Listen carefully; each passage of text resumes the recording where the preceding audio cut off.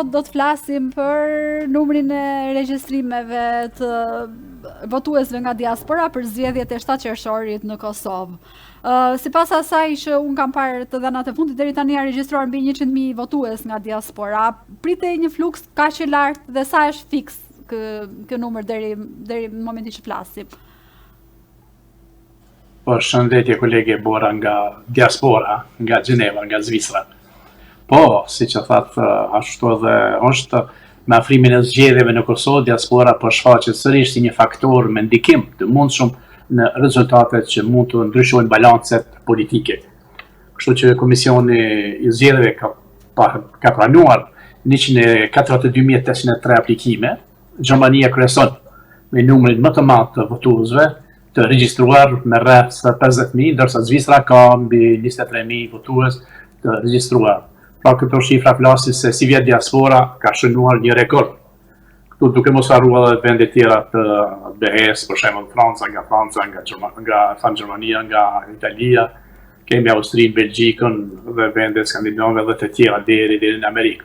Siç po duket, Bora në zgjedhjet e ardhshme do të ketë diferenca të vogla mes subjekteve politike, përveç vendosjes e cila do të mbajë sërish larg ato të opozitas, për çka vota e diasporës me 7 qershor do të vulos rezultatet e vendimtare. Në rritjen e këtij rezultati të diasporës i kontribuan jo vetëm bllokuesit e institucioneve të shtetit të Kosovës, siç dëshmuar edhe herën e fundit me mosgjedhjen e presidentit, por edhe deklaratat disa analistëve dhe gazetarëve në studiot tona, sidomos Kosovë të njohur tashmë si militantë opozitës, të cilët nuk po kanë kujdes me gjuhën e tyre, injoruesit, fyesin ndaj diasporës, sikur gërnaq, njerëz pa shkollë, auslandera të banhoveve, njerëz të baushtelëve, analfabetë e tjera. Unë mendoj se ata që janë kundër diasporës, janë kundër UÇK-s dhe zhvillimit të Kosovës. Pse e thash këtë? E thash sepse nga kjo diasporë ka ndalur ish-krerët e UÇK-s. Thaçi, Veseli, Haradinaj, pastaj Recep Selimi, Sulejman Selimi, Fatmir Limaj e shumë tjera. Kur është fjala këtu tek UÇK-ja, më kujtua një politikan apo analist, s'di kush ishte, para një javë ashtu në një televizion të Kosovës, tha se 10.000 shqiptar nga Kosova pas kanë marrë azil në Zvicër dhe vende tjera evropiane, se pas kanë deklaruar se ishin të kërcënuar nga UÇK-ja.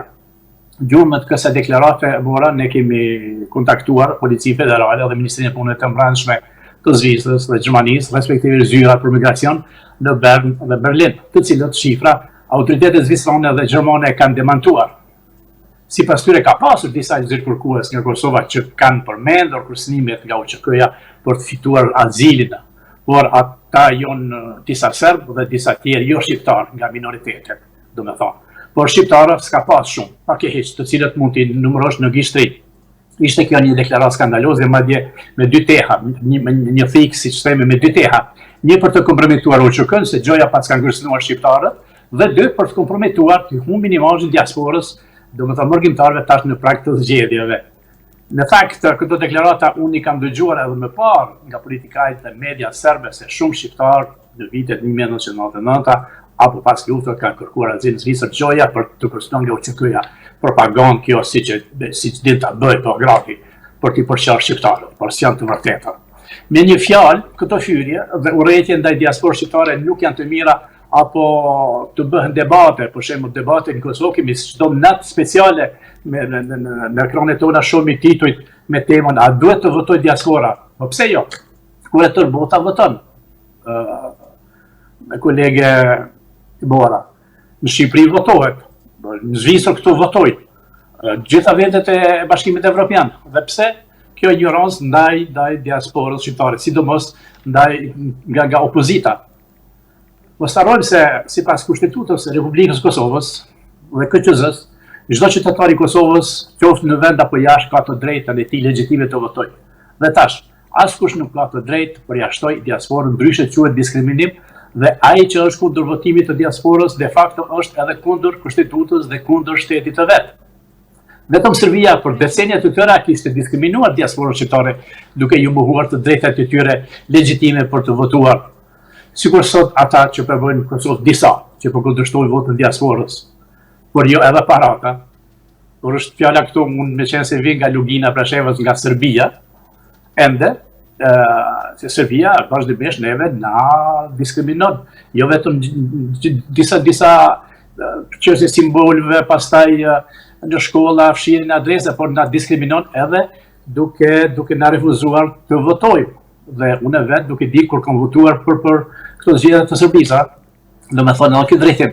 Dhe tash nëse Serbia na diskriminon, nuk është kundër votimeve që shqiptarët votojnë jashtë, pse atëherë Kosova jo, të cilët shqiptarët nga Lugina Preshevës, nga të gjitha anët kanë luftuar për ta pasur këtë liri, këtë pavarësi. E qartë. Sidoqoftë, Do të ndaleshim pak tek një deklaratë që bëre pak më herët, që thatë që segmentet të caktuara të politikës në Kosovë janë kundër votimit të diasporës. Përse mendoni që mbase nuk përse ata nuk përpiqen, po themi, që të bëjnë deklarata pro që t'i kenë në favorin e tyre, por zgjedhin këtë rrugën tjetër duke i sulmuar? Apo mbase duke nisur edhe nga shifrat e fundit, ku mbase lëvizja vetëvendosje mund të jetë në avantazh edhe për këtë arsye i tremben një votim, një rezultati tjetër, po themi pozitiv për lëvizjen vetëvendosje të ndikuar më pas nga diaspora. Pyetje me plot vend, dhe vërtet pse nuk bëjnë apele, shembull, edhe liderët e opozitës që të votohet masifikisht edhe nga diaspora, sepse fundit sepse mbase të kishte me leverdishme kështu për ta, që të kishin një masivitet dhe se sa të ishin pengesë, sepse në një numër më të madh ke probabilitet të marrësh më shumë vota normalisht. Fakt është, fundit në këtu në Zvicra apo në perëndim diaspora mërgjimtare nuk përbëhet vetëm se nga familjarët e vendosjes. Një partije, po janë të gjithë bile dhe ata që i kundërshtojnë kanë familjarët e tyre jashtë, dhe me thonë në perëndim. Dhe kjo është çuditërisht, kjo ignorancë që shihet për diçka e papranueshme dhe dyshoj mos qëndron dikush nga shërbimet e huaja që vetëm t'i përçojnë shqiptarët. Po sidoqoftë, unë në përgjigjet e fundit të 28 vjetorit pa ta thënë në një televizion se Kurti i ka rarë shiun Kallamoç. Ashtu edhe ndodhi. Kurse tash mund të them se me 7 qershor, që me 7 qershor, që i bie në muajin e qershijav, Albin Kurti do t'ja hajë qershia shumicën e qershijave të opozitës.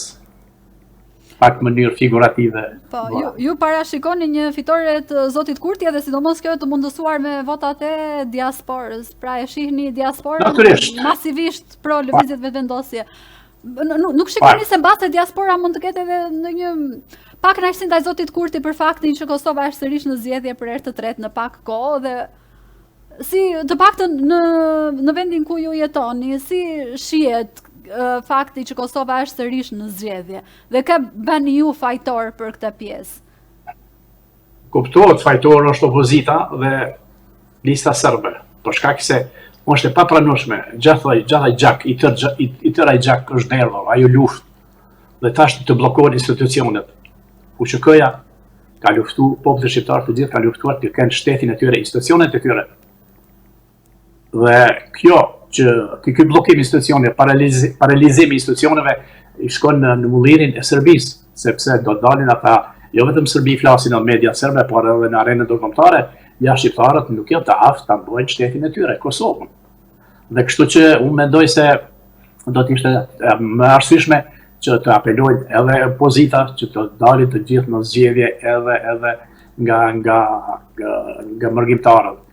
Dhe po ashtu siç pyetët edhe ju se a do të vendosë diaspora për vendosjet, natyrisht për shkak se shifët se një urrëtie atje në mediat dhe një përçarje dhe shqiptarët mentaliteti jonë është ai cili kritikohet më shumë që fyhet që shahet edhe ai do të fitojë.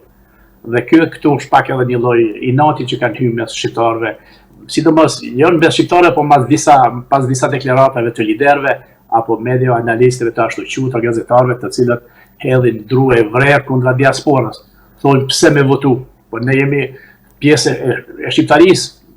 Bili pse një ditë ne gjithë shqiptarët mos votojmë edhe për Shqipërinë, edhe për Kosovë, edhe për shqiptarët në Luginë Preshevës. Të kemi një shtet unik që vota jonë të mos keqpërdoret, por ta japmi votën e merituar për të mirën e kombit tonë të avancojë. Jo, më nderuar. E qartë. Kisha edhe disa pyetje të tjera sa i përket në fakt ka një rritje të numrit të zgjedhësve nga diaspora krahasuar me, domethënë që në këtë moment ka më shumë në numër se sa në zgjedhjet e dhjetorit. Përse mendoni që është një fluks më i shtuar i diasporës për të marrë pjesë në zgjedhje? I shtuar sepse po shifën drellit që bëhen nga opozita, ajo këmbgulja, ai inati kundër Albin Kurtit, kundër vendvendosjes, e cila ka bërë shumë gjëra pozitive. Dhe kjo e ka dëmtuar me këto shantazhe, me kritika, me shpifje, me gjithçka. Njëjtën retorikë sot e ki edhe në media serbe, i ki edhe Vučići vazhdimisht. Domethënë Albin Kurti, vendvendosja, po qeveria Kurti është bërë lloj sandviçi mes opozitës dhe Vučićit dhe Serbisë, mediave serbe, që hedhin gurë dru mbi Albin Kurtit. Dhe kjo shqiptarët është e vënë kur. Pse këto kritika sa nga Vučići, po aq edhe nga opozita në Kosovë. Dhe këtu ka dyshime, por prandaj edhe shqiptarët diasporë, por edhe në Kosovë kanë vendosur që edhe kësaj radhe ta qesi fitimtar Albin Kurti, ndoshta jo 51, po as 80, jo %, mos me egzageru, por rreth 70 do t'jetë. Përveç kësaj, shikim shumë i guximshëm në fakt. Jo sinqerisht se unë këtu e shoh me diasporën rrish çdo ditë, e njoh edhe frymarrjen. Veç kësaj, po edhe opozita po i ndihmon Albin Kurtit. Pse? Përveç fyrjeve, opozita po i ndihmon për shkak se këta kanë edhe vetë përçamje mes LDK-s dhe PDK-ja. Janë përçamje më të mëdha te ky Lumir Abdigjiku, vërtet e ka marrë vjosën. Po këtu nuk shoh ndonjë progres, sepse vetë aty janë shumica disa deputet kundra vjosës, aty kemi përçamje për shembull mes kush janë aty këta, domethënë në bosët e LDK-s, aty është kjo vajza si e pa emrin Hikmeti Bajrami, Abdullah Hoti, pastaj Proklarim Rama, Giveliu, që janë si më thonë rebel brenda LDK-s. Dhe kjo shqiptarëve nuk i pëlqen një përçarje me një parti. Prandaj edhe do të shkojnë më shumë, do t'i marrin ka vendvendosja, sepse nuk i konvenon si një partie, për shembull Vjosa ka dalë, por shumica elektorati që ka pasur LDK-ja do t'jetë kundra Vjosës, për shkak se disa e dishe ka bol Vjosa Osmani për shembull LDK-s, e ka shkatru. Tashti ajo sërish kthehet në shtëpinë e vjetër. Edhe pse pa deklaruar një herë me një video, mund me gjetë lirisht në YouTube, thotë se në ditën që unë nuk do t'jem në LDK, do t'a lë edhe politikën. E përfundoj karrierën time, ka thënë Vjosa Osmani. Dhe kështu që këto përçamje nuk i ndihmojnë në vetë partisë të LDK-s, po njëkohësisht shkon edhe në mullirin në favor të vendvendosjes si një parti më e madhe. E cila dorën zemër, Bora ka bërë disa gjëra, shumë gjëra ka bërë, duke u nisur nga sovraniteti, tabelat, paran sërbe, dinari nuk e ke më, që identifikohet si shtet. U shlargu dinari, pastaj nuk i ke këto bandat kriminale të Radojqiqit, protesta, ki pasur Wagner Rus, pastaj këmba e këtij Vučićit, që një vit, që ndoshta 4 vite nuk ka shkel në Kosovë. As protesta më nuk e. Nuk e as barikada, as kamion, si që pam në ku ishte në Drenic diku, njësa mos marrëveshje që i pata. Po në Skënderaj. Ashtu, po, nuk ka mu as barikada as kamion. Dhe këto barikada na përkujtu në veri në Kosovës mjerisht. Sepse policia e Kosovës është të gjithë qytetarëve të imbroj. E qartë. Jo, është. Në fakt, doja të thoja diçka për sa i përket pjesës të zonjës Osmani. Në fakt nuk është pranuar një rikthim i saj zyrtar. Thjesht është kandidim në një listë të përbashkët. Të paktën ajo që është pranuar zyrtarisht është ky version. Domethënë thjesht për të bërë një korrigjim që të jemi, domethënë, të saktë në Fushata e Vjosa Osmani nisi me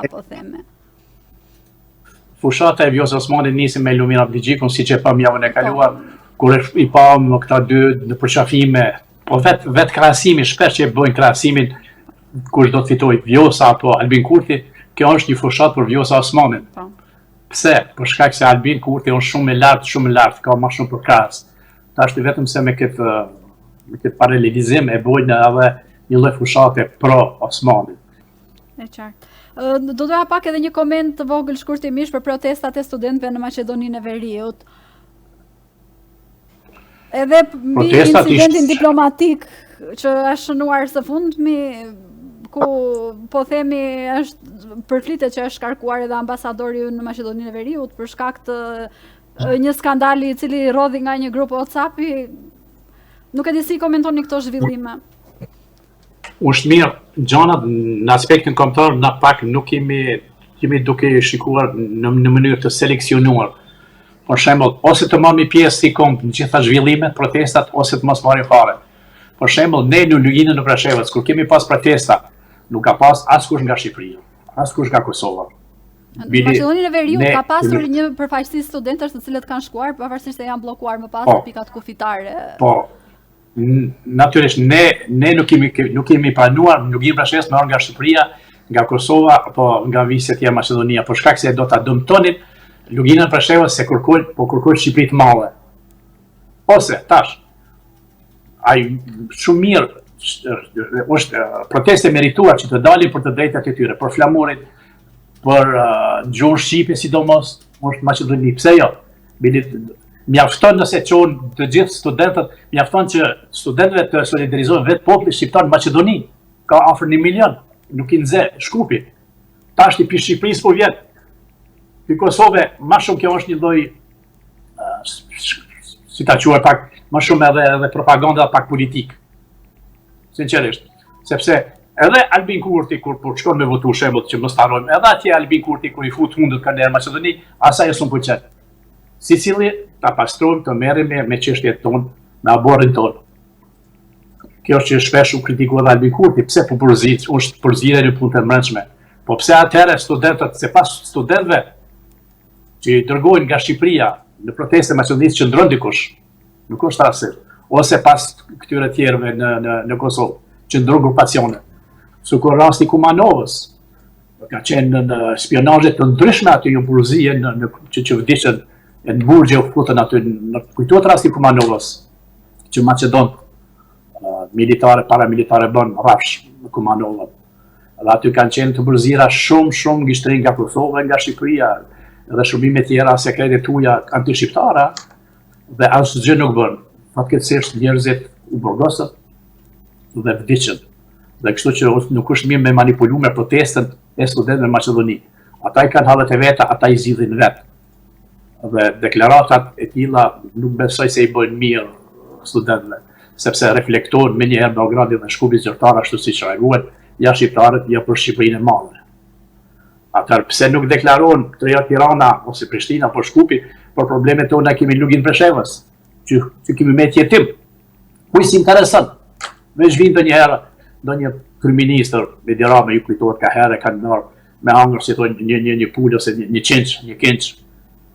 Unë pastaj unë ja zot për të marrë presidentit të Shqipërisë, Bajram Begaj.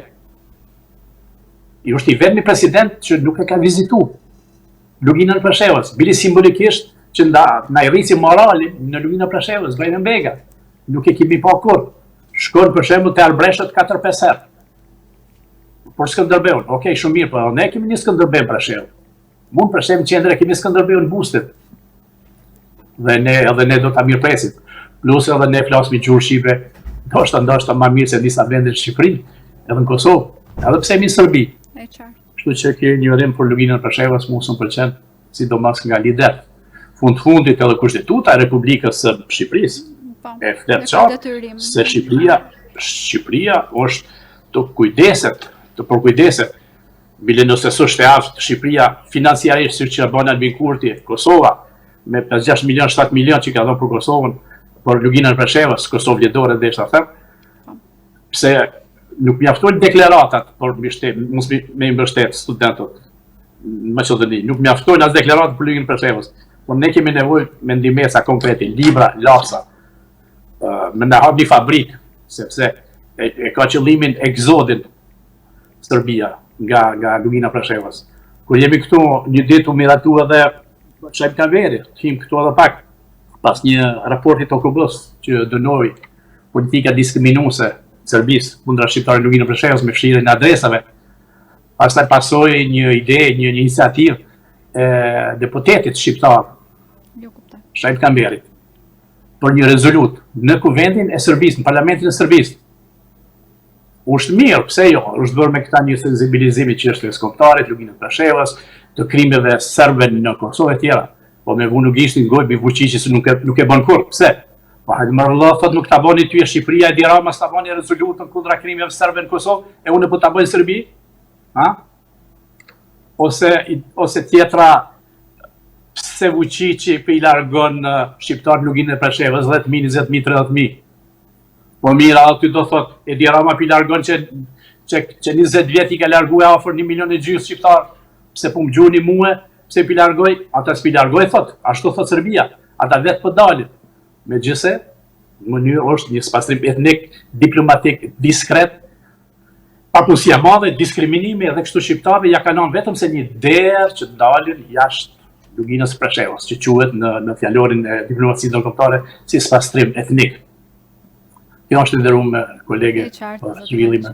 Unë ju falenderoj shumë për kohën tuaj dhe qerë pasere kemi mundësi që të zhvillojmë në fakt biseda edhe intervista lidhur me ato që na shqetëson si komb. Pak si me emocione se më dhim se Presheva.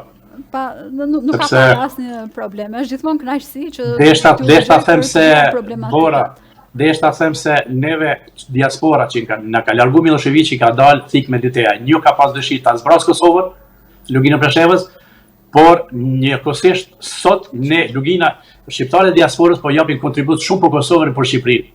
Bile Zvicra ka qenë në hezitim, unë kam qenë me presidentin atë kohë Pascal Kushpe, kur ishte në vitin 2007 ashtu, kur Zvicra e njohu, ende pa e njohë, dhe berdën zyrtare qeveria helvetike hezitonte, ata njohë Republikën e Kosovës ajo.